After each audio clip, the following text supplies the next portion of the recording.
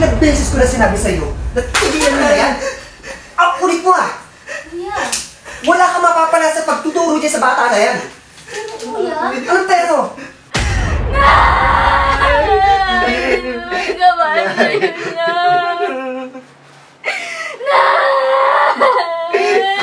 Ano po ba masama sa pagsusulat? Sa pag-aaral, kuya? Dapat nga ikaw po yung nagtuturo sa kanya eh. Dahil ikaw yung panganay. Pero ako na yung gumagawa. Oh my God! Oh, kamusta kayo dito? Tinatanong pa ba yan, Daddy? Siya nga pala, abuli ko sa nanay mo. Aba! Ni sumulat, ni magbasa, hindi ako marunong. Paano kayo magtatanggol sa kanila?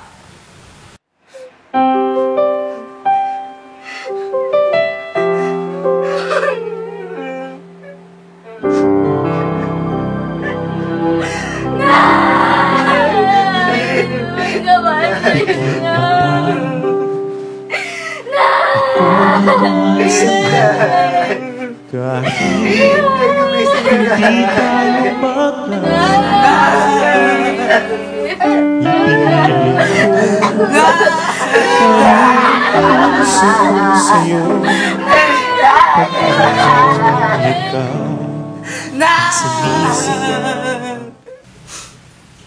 Oh, wala nang nanay nyo.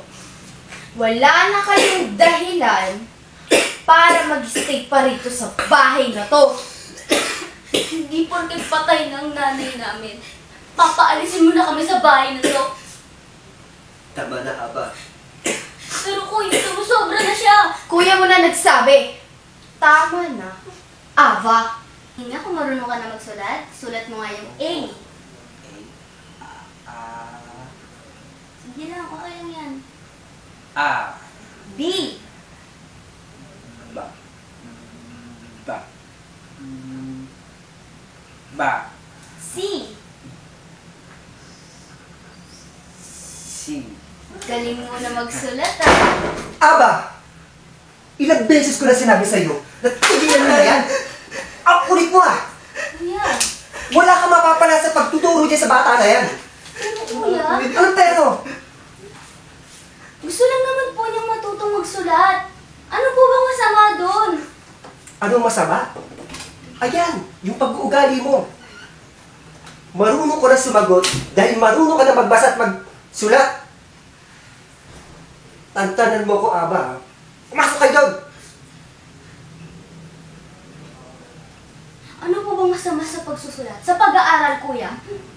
Dapat nga ikaw po yung nagtuturo sa kanya eh. Dahil ikaw yung panganay. Pero ako na yung gumagawa.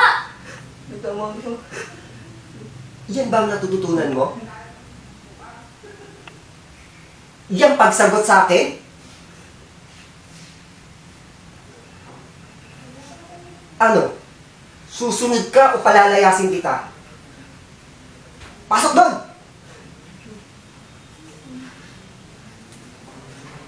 Tigas na ulo mo. Kunin niyo na yung mga gamit niyo. Ayusin niyo na. Aalis na tayo dito. Pero kuya, bahay natin to. Makinig ka nga. Oo, may utang tayo, kuya. Pero hindi porket may utang tayo, aalis na tayo dito. Atin to, kuya. Bahay natin to. Ako yung panganay. Sa akin ka makikinig. Pag sinabi kong aalis tayo dito, aalis tayo.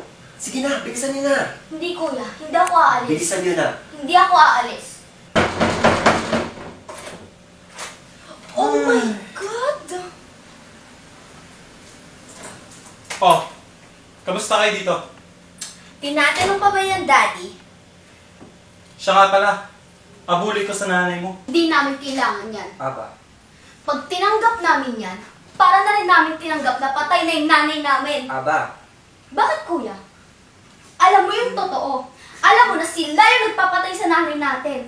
Kailan ka ba ihinto ka bulag-bulagan, kuya, ha? Aba, manahimik ka. Your brother said, stop! Tumahimik kang babae ka, ha? Mahinig ka. Hindi. Pasensya na po. Gusto ko ngayon na kayo umalis. Di kami aalis sa bahay namin. Aba, Bakit, kuya? Ate naman to, di ba? kahit na. Sinabing manahimik ka na eh.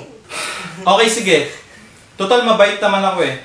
Pagbibigyan ko kayo ng isang araw lang. Narinig niyo yung sinabi ng daddy ko, ah. Buti na lang mapait siya. Tara na nga, daddy. Ikaw na makita mga pagbumukha niya. Tara na. Tara na. Bakit pa ang tigas-tigas ng ulo mo? Kuya, may karapatan tayo dito. Karapatan din naman natin anahin yung sarili natin, di ba? Ipaglaban yung sarili natin. Bahay ni nanay ito. Ito na nga lang yung kaisa-isang pinamana niya, kuya. Dito ko na nga lang siya naaalala eh. Hindi tayo Alam mo naman yung totoo, kuya, di ba? Tapos hinahayaan mo lang? Napihin nila tayo? Bakit? Bakit paglalaban pa tayo? Tingin paniniwalaan nila tayo? Tingin mo may boses tayo? Tingin mo mananalo tayo? Aba! Ni sumulat, ni magbasa, hindi ako marunong. Paano kayo magtatanggol sa kanila? Sa lahat ng tao nakikinig sa kanila. Sige nga!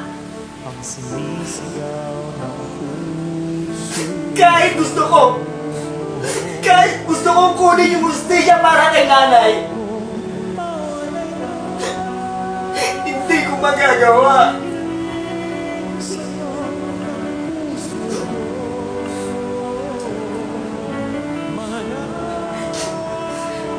Naman eh. Lahat naman pwede natin gawa ng paraan eh. Oo. Gagawa naman natin ng paraan eh. Pero di ba ngayon, magsisikap ako. Pag-aaralin kita. Gusto ko makatapos ka bilang abogado. Dahil ikaw mismo,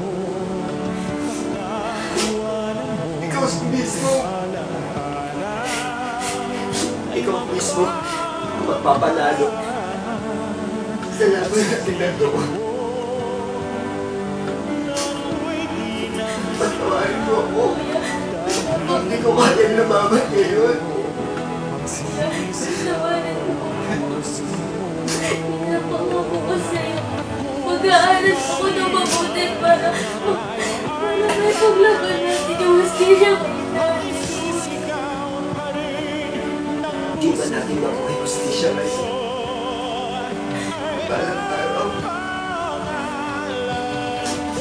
Balang araw magkumatin natin yun.